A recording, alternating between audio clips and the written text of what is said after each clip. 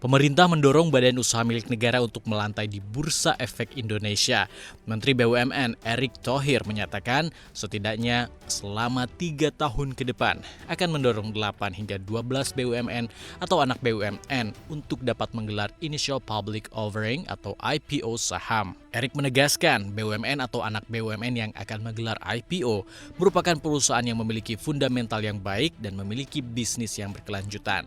Mantan Presiden Inter Milan itu menyatakan rencana Initial Public Offering sejalan dengan roadmap jangka panjang BUMN yang ingin mendorong pengembangan dan daya saing perusahaan pelat merah.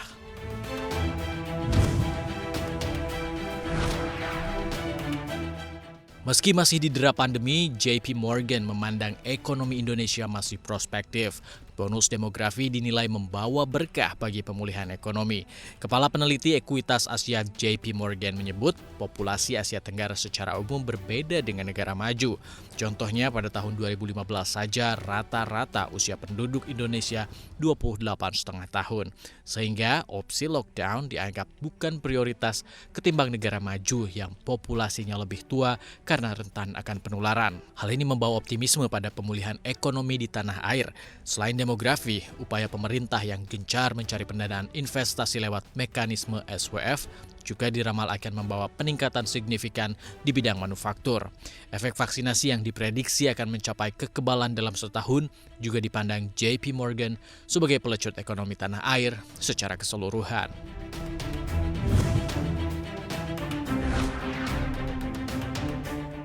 Penanganan sektor kesehatan masih menjadi salah satu fokus pemerintah di tahun ini. Tak ayal, anggaran penanganan COVID-19 di Kementerian Kesehatan pun meningkat di tahun 2021.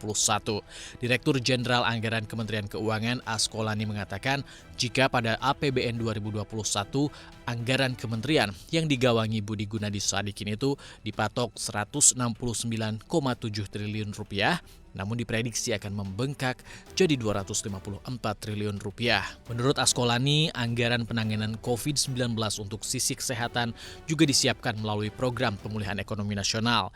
Anggaran PEN sektor kesehatan tahun ini juga naik menjadi 125 triliun rupiah. Sementara itu, Kementerian Kesehatan di tahun ini mengajukan tambahan anggaran sebesar 132 triliun rupiah untuk pembelian vaksin COVID-19.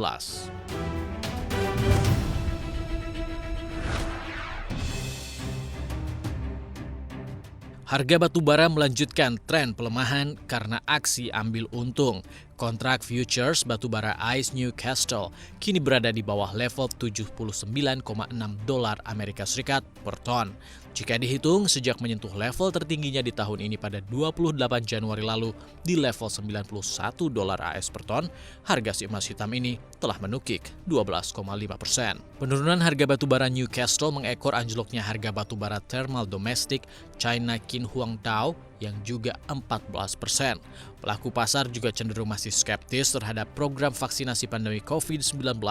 Alhasil, sikap pasar global ke depan masih akan berfluktuasi, termasuk untuk pasar komoditas.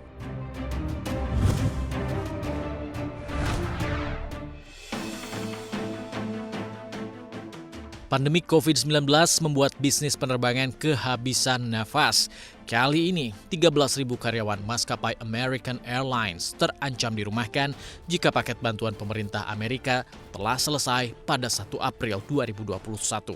Chief Executive American Airlines Doug Parker menyoroti proses vaksinasi yang lamban sehingga situasi yang dihadapi maskapai penerbangan masih seperti tahun lalu. Pekerjaan pramugari dan layanan armada menjadi yang paling banyak dirumahkan pada April mendatang jika kucuran bantuan tak diberikan pemerintah Biden. Serikat maskapai tengah mendesak pemerintah AS untuk menggelontorkan kembali bantuan gaji senilai 15 miliar dolar Amerika. Hal itu dilakukan untuk melindungi pekerja setidaknya hingga musim panas.